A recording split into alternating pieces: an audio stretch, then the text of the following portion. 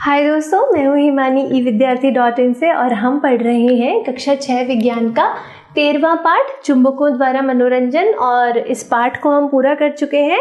आज हम इस पाठ के प्रश्न अभ्यास शुरू करने जा रहे हैं। तो पहला प्रश्न है, रिक्त स्थानों की पूर्ति कीजिए। ठीक, अब इसमें पहला प्रश्न है, कृत्रिम चुंबक विभिन्न आकार के बनाए जाते हैं जैसे डैश डैश तथा डैश। यानी कि आपको यहाँ पर कृत्रिम चुंबक के कोई 3 आकार लिखने हैं। तो जब हमने चुंबक के आकार पढ़े थे तो वहां पर हमने बहुत सारे आकार के चुंबक पढ़े थे। जैसे हमने पढ़ा था छड़ चुंबक, गोलांत चुंबक, फिर नाल चुंबक, ठीक है, बेलनाकार चुंबक, ठीक है, सुई के आकार का चुंबक होता है। तो आप इसमें से कुछ भी लिख सकते हैं जो भी आपको याद आए। जैसे मैं यहाँ पर लिख रही हूँ, एक तो छड़ चुंबक, ठीक है, उसके बाद फिर एक लिख देते हैं बेलनाकार चुंबक, ठीक है, और तीसरा लिख देते हैं यहाँ पर हम गोलांत चुंबक। तो अब यहाँ पर जरूरी नहीं है कि आप यही लिखें, जो भी आपको 3 आकार के चुंबक याद है आप यहाँ पर कोई भी लिख सकते हैं, ठीक है। फिर जो पदार्थ चुंबक की ओर आकर्षित होते हैं वे डैश कहलाते हैं। क्या कहलाते हैं? जो पदार्थ चुंबक की ओर आकर्षित होते हैं उन्हें हम कहते हैं चुंबकीय पदार्थ, है ना।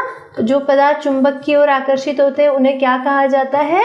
चुंबकीय पदार्थ कहा जाता है, ठीक है, या चुंबकीय कहलाते हैं, ये भी लिख सकते हैं, दोनों ही ठीक है। चुंबकीय पदार्थ भी लिख सकते हैं आप, चुंबकीय लिख देंगे तो भी चल जाएगा, ठीक।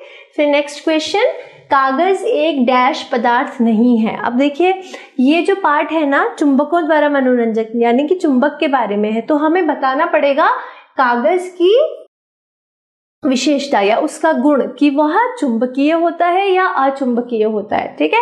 तो अब अगर आपने कभी देखा हो कागज के पास अगर हम कोई लोहे की चीज ले जाएं या कोई दूसरा चुंबक ले जाएं तो वो किसी तरह की कोई प्रतिक्रिया नहीं देता। तो इसका मतलब कागज कैसा पदार्थ है? एक अचुंबकीय पदार्थ है, ठीक है।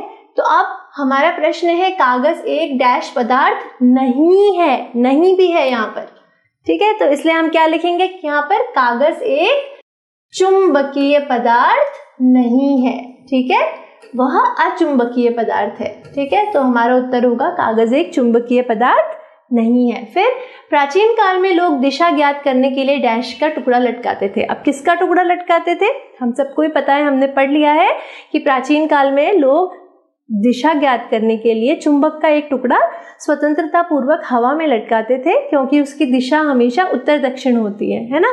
तो उससे उन्हें पता चल जाता था कि कौन सी तरफ उत्तर दक्षिण दिशा है, उस हिसाब से वो अपनी दिशाओं का निर्धारण करते थे, ठीक है। किस तरफ उत्तर है, किस तरफ दक्षिण है, ये उन्हें पता चल जाता था। तो प्राचीन काल में दिशा ज्ञात करने के लिए लोग हमेशा चुंबक का टुकड़ा लटकाते थे, ठीक है। तो यहाँ पर क्या आ जाएगा? चुंबक।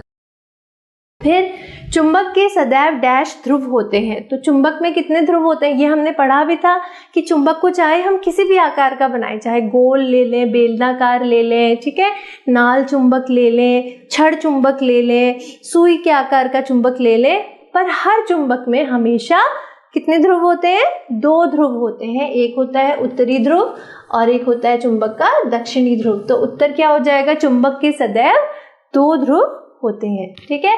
तो अब ये हमारे उत्तर हैं, ठीक है। यहाँ पर देखिए छड़ चुंबक, नाल चुंबक, बेलनाकार चुंबक लिखा है, ठीक है। वहां शायद मैंने कोई दूसरा लिख दिया हो, तो जो मुझे दिमाग में आया मैंने वो लिख दिया। तो इसी तरह से आपको भी जो भी चुंबक का आकार याद आए आप वो लिख सकते हैं।